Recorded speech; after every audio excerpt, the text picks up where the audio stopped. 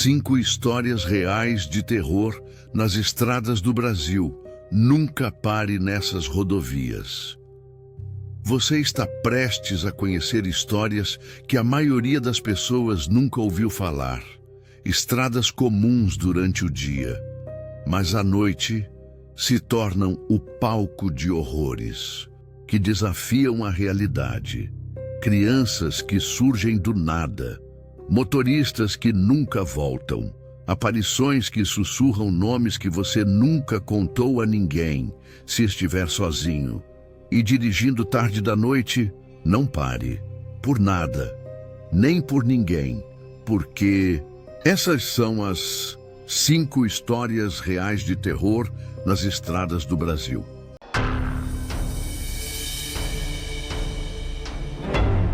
Relato 1. A Noiva da Estrada, rodovia BR-116 Rio-Bahia. A BR-116 corta o país como uma cicatriz profunda no mapa do Brasil. Quase 5.000 quilômetros de asfalto, cruzando serras, planaltos, cidades e histórias que ninguém consegue explicar. Mas tem um trecho específico perto de Muriaé, interior de Minas Gerais, onde o ar parece mais frio, mesmo em dias de sol. Ali, todo mundo conhece a lenda da noiva, uma mulher que nunca chegou ao altar e que, até hoje, espera, no escuro, à beira da pista. Era por volta das 23h40, quando Renato, caminhoneiro experiente, seguia viagem transportando carga leve do Rio para o interior da Bahia. A estrada estava deserta e a neblina rastejava como uma serpente cinza. Os faróis do caminhão mal conseguiam perfurar o breu. Foi quando ele a viu, parada no acostamento. Uma mulher de vestido branco, longo, como os de casamento, sozinha, imóvel.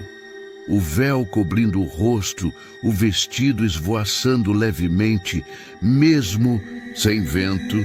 Renato freou, devagar. Algo dentro dele dizia para seguir em frente, mas a consciência, ou talvez a curiosidade, foi mais forte. Ele abriu o vidro e gritou: "Moça, tá tudo bem?" Ela não respondeu, apenas se virou, devagar, com rigidez, como se o pescoço estivesse quebrado. Então, sem pedir permissão, ela abriu a porta e entrou no caminhão. Silenciosamente, se sentou no banco do passageiro e ficou olhando para frente, como se já soubesse o caminho.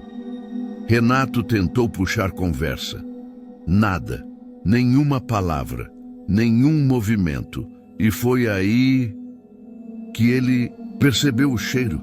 Um perfume antigo, doce, mas misturado com algo podre, como flores em decomposição. Naquela cidadezinha perto de Muriaé, todos conhecem a história. Década de 90. Uma jovem chamada Clara ia se casar com seu grande amor, Vinícius. A cerimônia estava marcada para o final da tarde, mas o noivo nunca apareceu.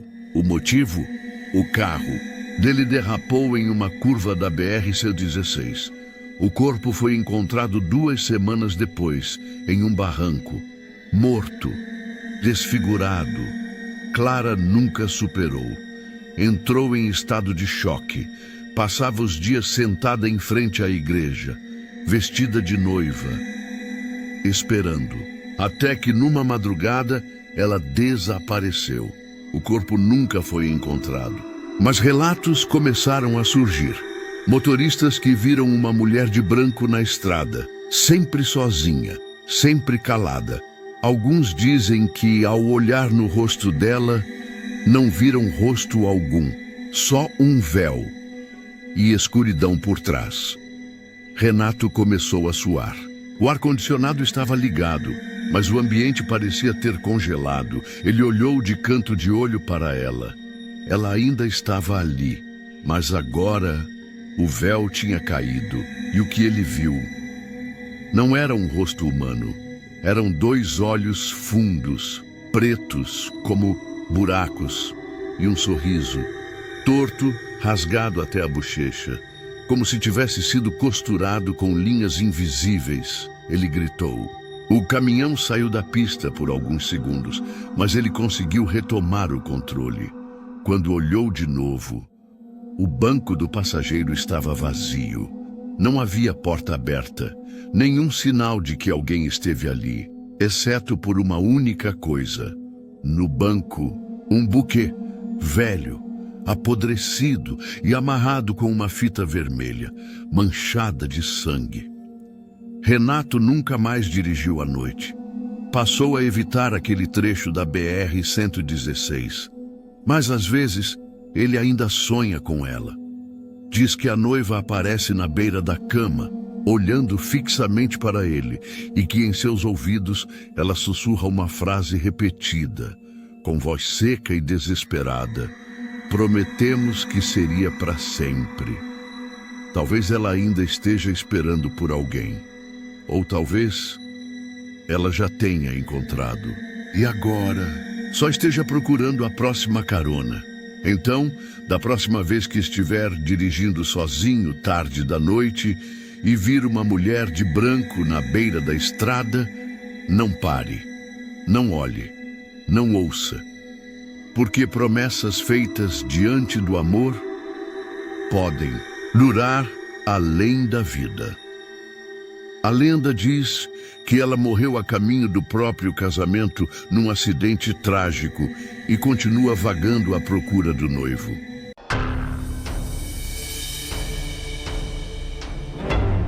Relato 2. O menino da BR-262.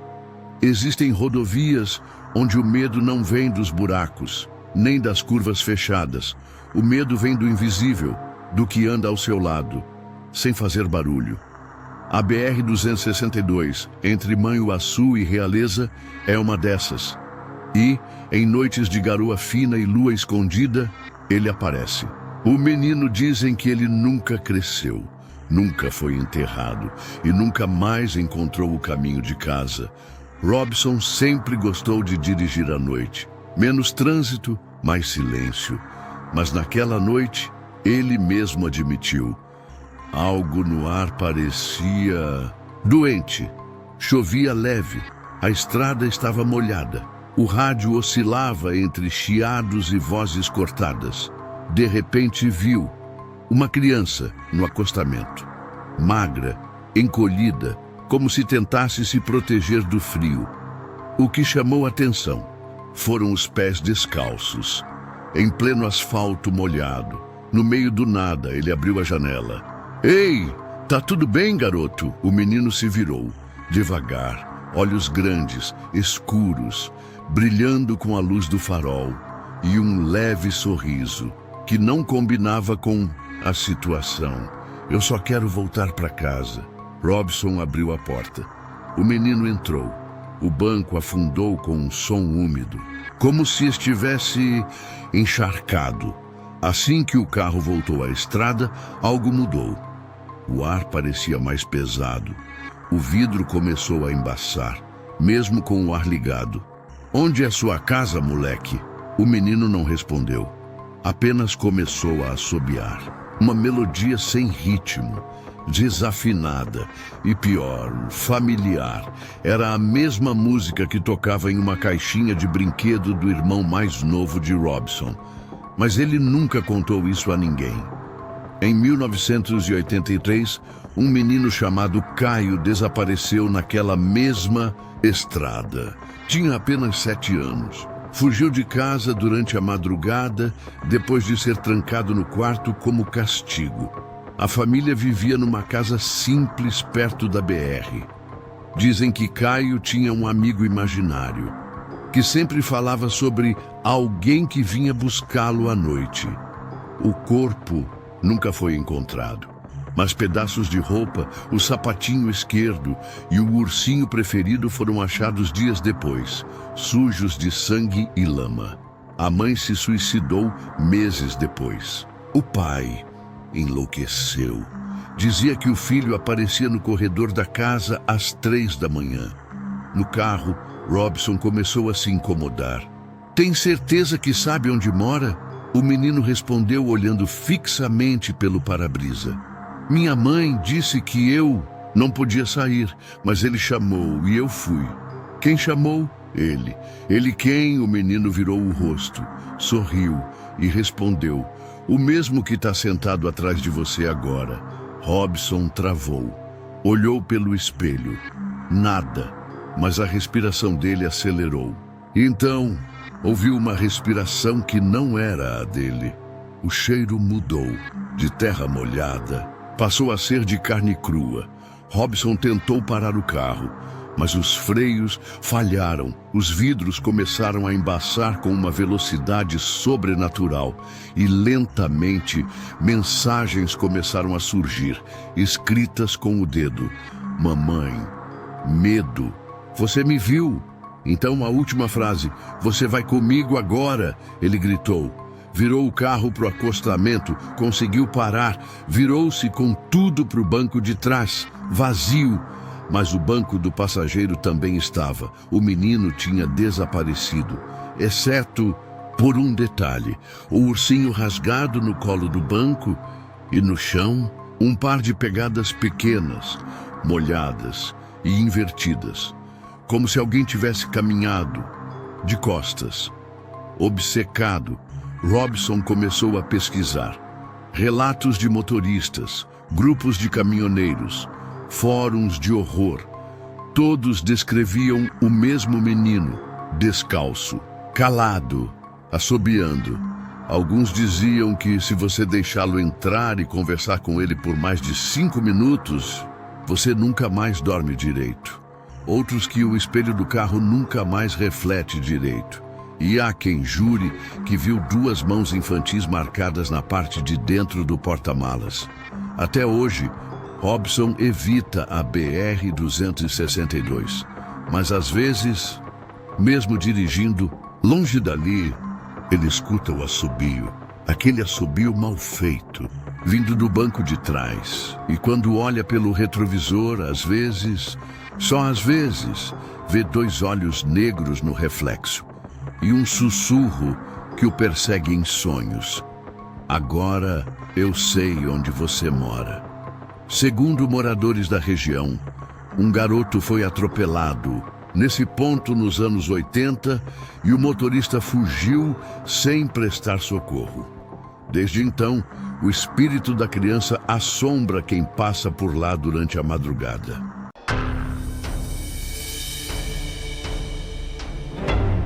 Relato 3. A van fantasma da rodovia Anchieta, SP. Há veículos que passam por nós como vultos, vêm de onde não se espera e somem sem deixar rastros, mas alguns não somem. Alguns continuam a dirigir, mesmo sem ninguém no volante, mesmo sem passageiros vivos, apenas lembranças costuradas em corpos esquecidos. Na rodovia Anchieta, os relatos se repetem. Sempre entre as 2 e 4 horas da manhã. Garoa fina, silêncio pesado, faróis piscando sem motivo. A van branca aparece, sem placa, sem barulho, e com gente dentro, que já não devia estar aqui. Luiz estava em seu 3º plantão seguido. Cansado, olhos ardendo, a estrada parecia mais escura que o normal. Chovia fraco, mas o rádio do caminhão de apoio estava mudo, sem chamados, sem vozes, apenas um leve chiado insistente. Então veio o aviso, KM 45, sinal de possível colisão leve.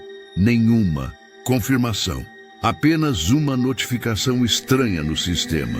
Ele foi conferir. Quando parou o caminhão, algo na atmosfera mudou. A temperatura caiu, o vento parou e o ar ficou denso como se a estrada estivesse segurando a respiração.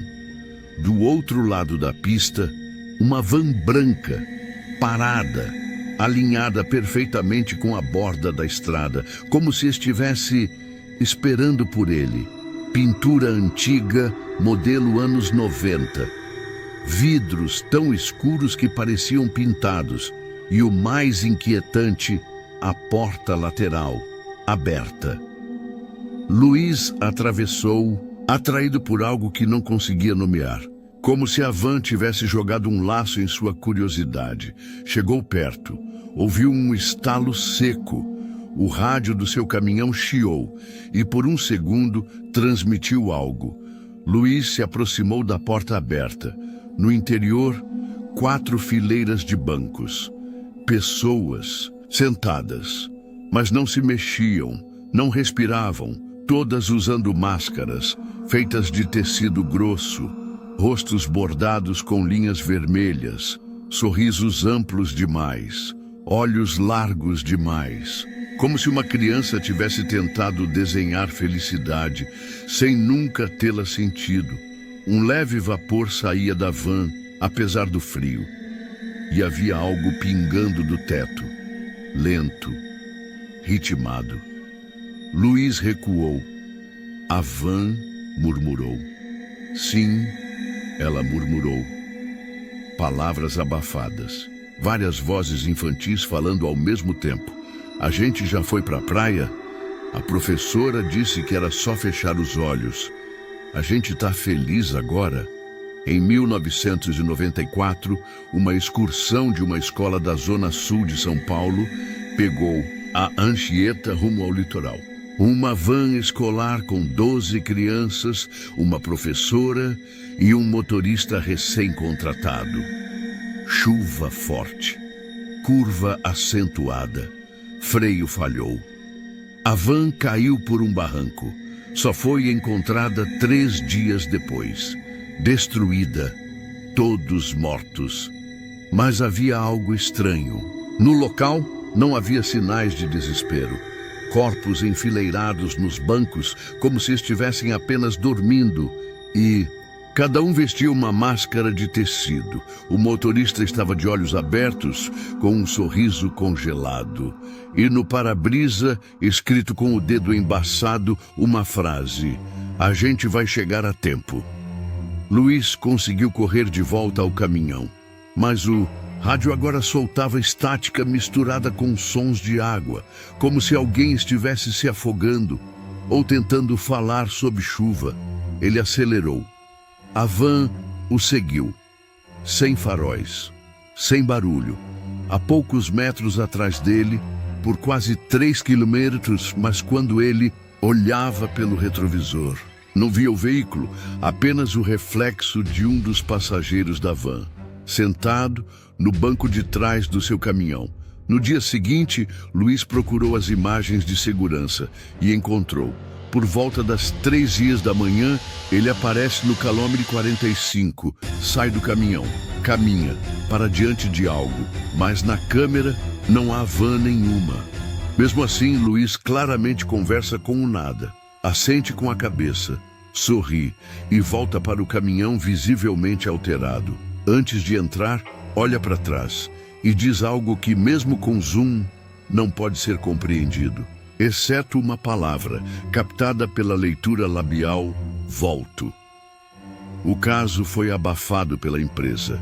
Luiz pediu transferência dias depois, mas nunca voltou a dirigir. Passou a ser visto vagando perto da Anchieta, sempre de madrugada, sentado em paradas de ônibus abandonadas, murmurando frases desconexas sobre sorrisos costurados e mar por trás das máscaras. Alguns dizem que ele aceitou o convite, mas foi deixado para trás por algum motivo. Outros dizem que ele nunca saiu da van e o que anda por aí é só o reflexo. A próxima vez que você pegar a Anchieta à noite e ver uma van branca passando lentamente ao seu lado, não olhe nos olhos dos passageiros, não pare e jamais siga a luz da porta aberta, porque aquela van não está indo para lugar nenhum, ela está te procurando, para levá-lo onde os outros estão, sorrindo, dormindo e esperando que alguém aceite o lugar vago. Motoristas e até policiais já relataram encontros com uma van branca que aparece do nada na rodovia Anchieta, em São Paulo. O veículo anda em alta velocidade, sem faróis, e às vezes atravessa outros carros como se fosse feita de névoa. Quando alguém tenta anotar a placa, ela simplesmente some. Lendas urbanas falam que era uma van escolar que capotou cheia de crianças e ninguém sobreviveu. Desde então, ela volta para repetir a tragédia.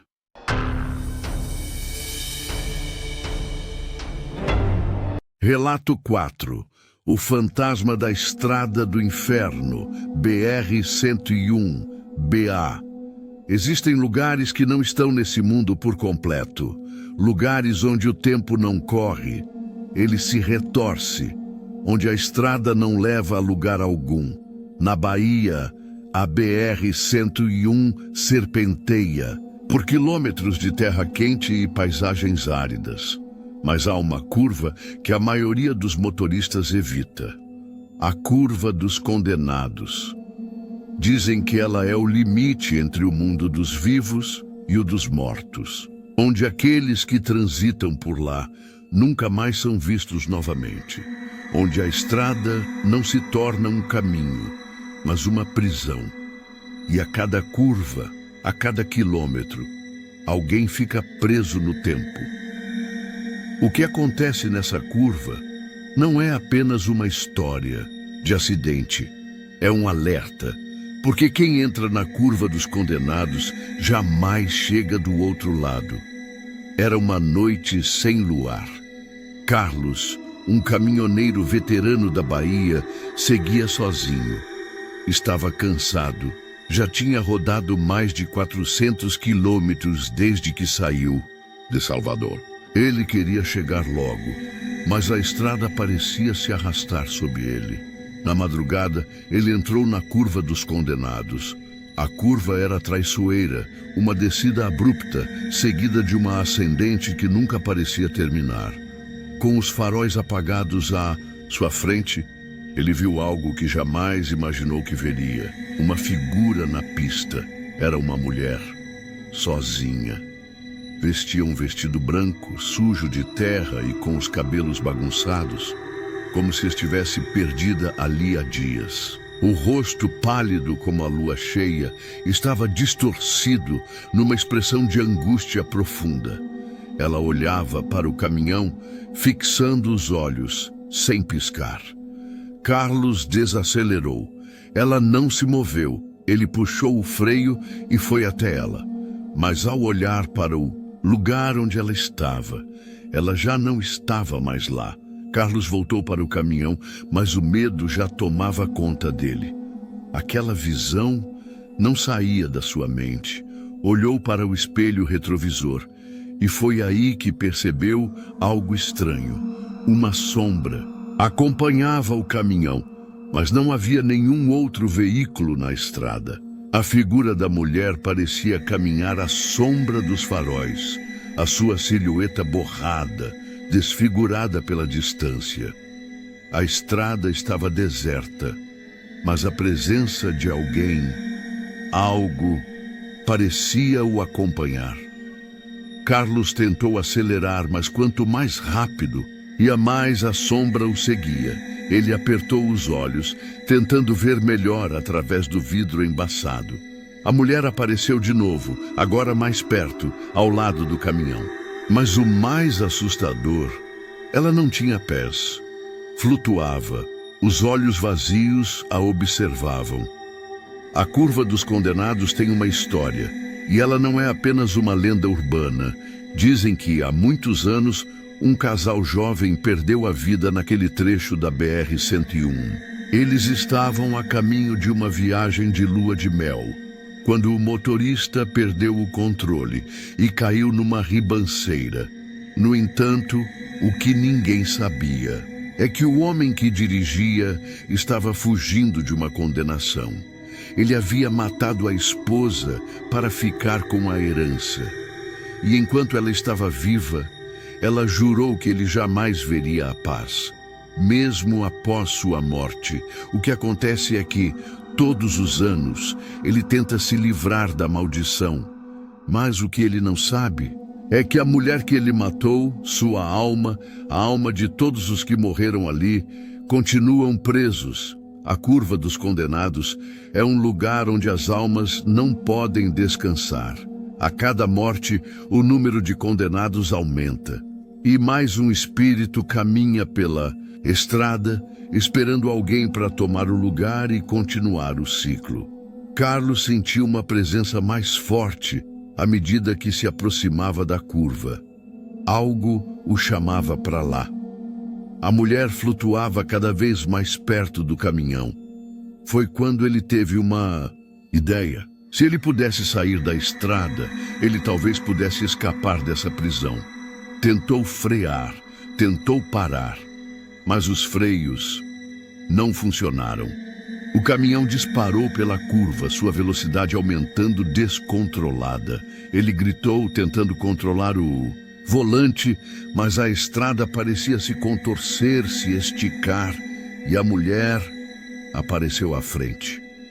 Agora completamente diante dele, com os olhos abertos, fixos em sua alma.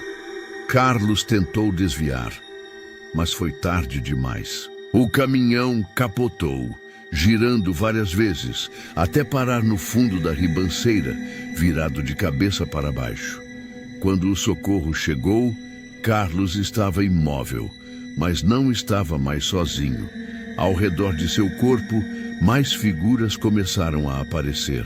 Homens e mulheres, com olhos vazios e rostos contorcidos, surgiam da neblina. Ele viu os espíritos dos condenados. Sentiu o peso da estrada e a voz da mulher que agora parecia sussurrar em sua mente: agora você vai fazer parte de nós. A curva dos condenados tinha mais um condenado. Carlos nunca mais foi visto, mas sua alma agora vaga pela estrada. Cada vez que alguém passa por ali, pode sentir seu olhar, pode ouvir o eco do seu grito. E a estrada nunca para, a curva nunca deixa de chamar. Motoristas continuam a cruzar o trecho sem saber o que espera além da curva. Mas se alguém olhar muito de perto, se sentir o peso de algo estranho, talvez consiga ouvir um grito ao longe, porque a curva dos condenados, no fundo da BR-101, não é só um trecho da estrada. É um lugar sombrio e misterioso. Reza a lenda que o local foi palco de rituais de magia negra nos anos 70 e até hoje carrega uma energia densa e maligna.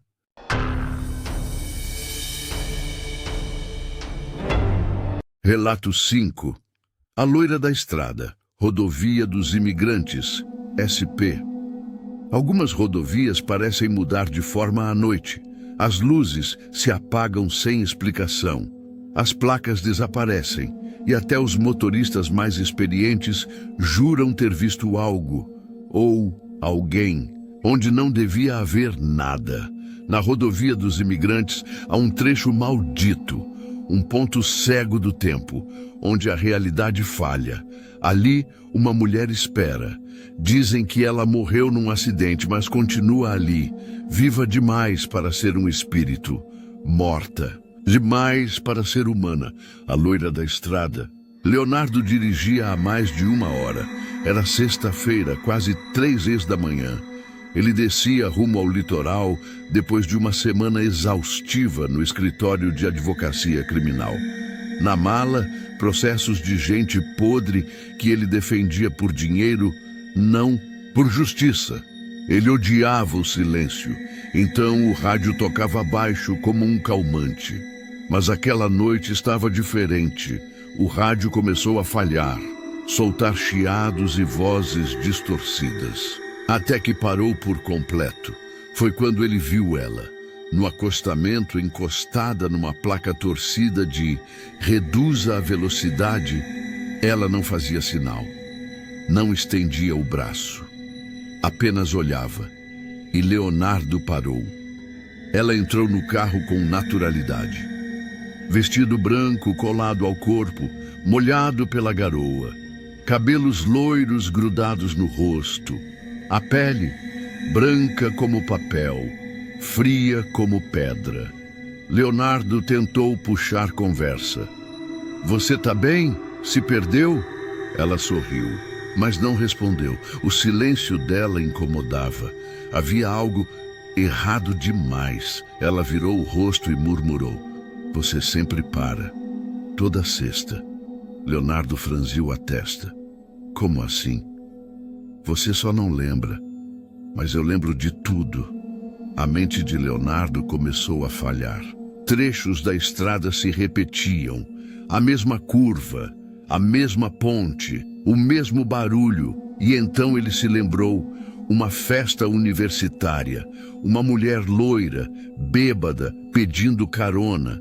Ele dizendo, claro que te deixo em casa. Mas não havia casa. Não, havia volta. Você acelerou, lembra? A curva, o riso, o grito.